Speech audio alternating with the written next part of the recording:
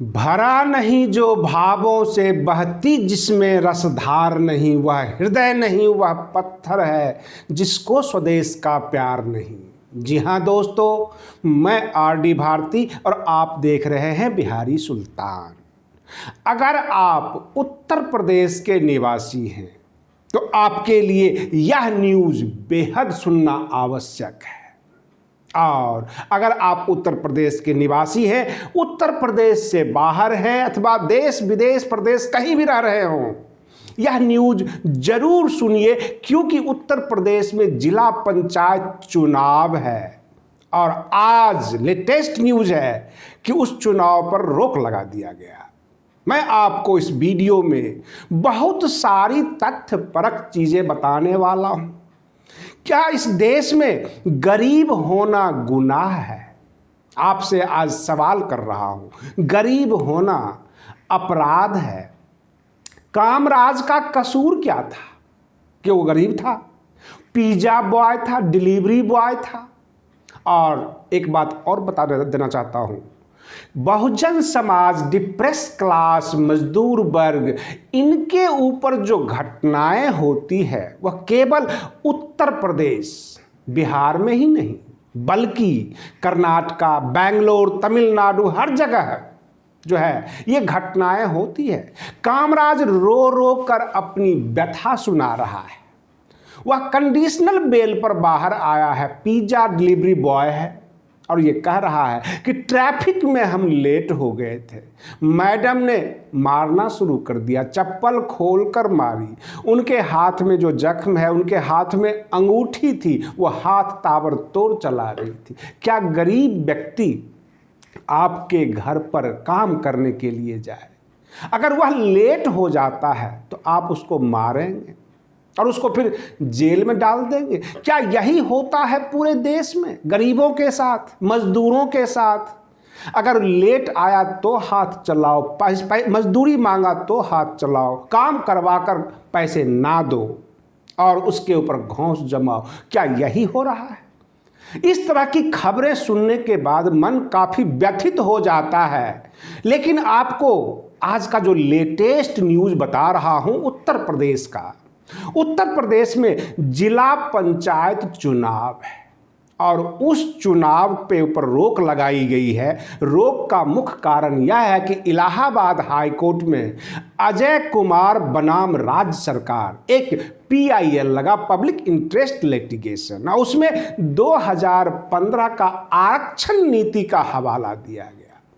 और अपर सचिव जो उत्तर प्रदेश के हैं मनोज कुमार, उन्होंने तमाम जिलाधिकारी पूरे 75 जिले में सबको आज की तारीख में चिट्ठियां जारी कर दी कि तत्काल के लिए इसको स्थगन किया जाए। आवंटन एवं आरक्षण जो भी नीति है सबके ऊपर स्थगन आदेश का जो है लेटर जारी कर दिया। अब देखना यह है कि प्रशासन अगला आदेश क्या देती है। फिलहाल हाई कोर्ट ने तो स्टे लगा दिया है आरक्षण और आवंटन नीति पर। आप अगर उत्तर प्रदेश के हैं तो हमने अपने स्क्रीन पर यह लेटर लगा दिया है, आप सर्च करके भी देख सकते हैं। और लेटेस्ट जो ऑर्डर हुआ है, जिस पर स्टे आदेश हुआ है, वो आप स्टडी करके कंफर्म कर सकते हैं।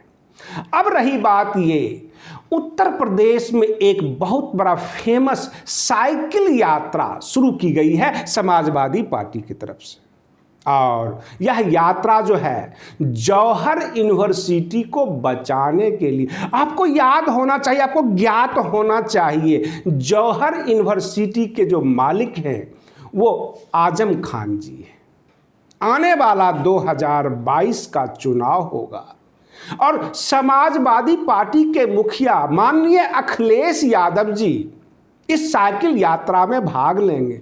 क्या उत्तर प्रदेश की जनता सवाल करेगी कि जौहर यूनिवर्सिटी को बचाने के लिए आपने साइकिल यात्रा की? गरीबों के इंसाफ के लिए, जो बहुजन समाज, दलितों के ऊपर जो जुल्म होते जा रहे हैं, आए दिन घटनाएं होती है, इसके लिए आप साइकिल यात्रा कब करेंगे? उत्तर प्रदेश के गरीबों को कब इंसाफ मिलेगा? यह सवाल अपने आप में बहुत बड़ा सवाल है जो खड़ा है और यह पूछा जाएगा। हमारा काम है सवाल करना। हो सकता है इसका जवाब समाजवादी पार्टी के लोगों के पास हो, लेकिन जौहर यूनिवर्सिटी को बचाने के लिए साइकिल यात्रा हो, जब उनके नेताओं से सवाल पूछे जाते हैं तो वो कहते हैं कि राज्य के अंदर जितने भी जुल्म हो रहे हैं वो सबके खिलाफ ये साइकिल यात्रा है, परंतु मुख्यतः जौहर यूनिवर्सिटी को बचाने के लिए है। बहन मायावती जी समय समय पर ट्वीट करती हैं, जनता के पक्ष में बोलती हैं, सरकार से सवाल करती हैं, लेकिन जो बेंगलोर की घटना हुई है, जो तमिलनाडु की घटना है कामराज के साथ, ऐसी घटनाएं उत्तर प्रदेश में आए दिन होती है। गरीबों से काम करवाए जाते हैं, मजदूरी नहीं दिए जाते हैं, मजदूरी मांगने पर उसे पिटाई की जाती है। और जो हमारी अदालतें हैं वह एडवोकेट की एडवोकेसी के आगे मजबूर है, वहाँ पर दलीलें चलती है, लोगों की समस्याएं और उनकी अवस्थाएं नहीं देखी जाती है।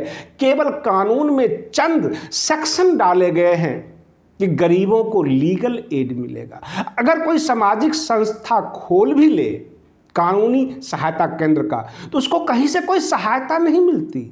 कोई मीडिया कर्मी या आवाज़ उठाए तो उसको भी कहीं से कोई सहायता नहीं मिलती। सरकार बिल्कुल उदासीन है।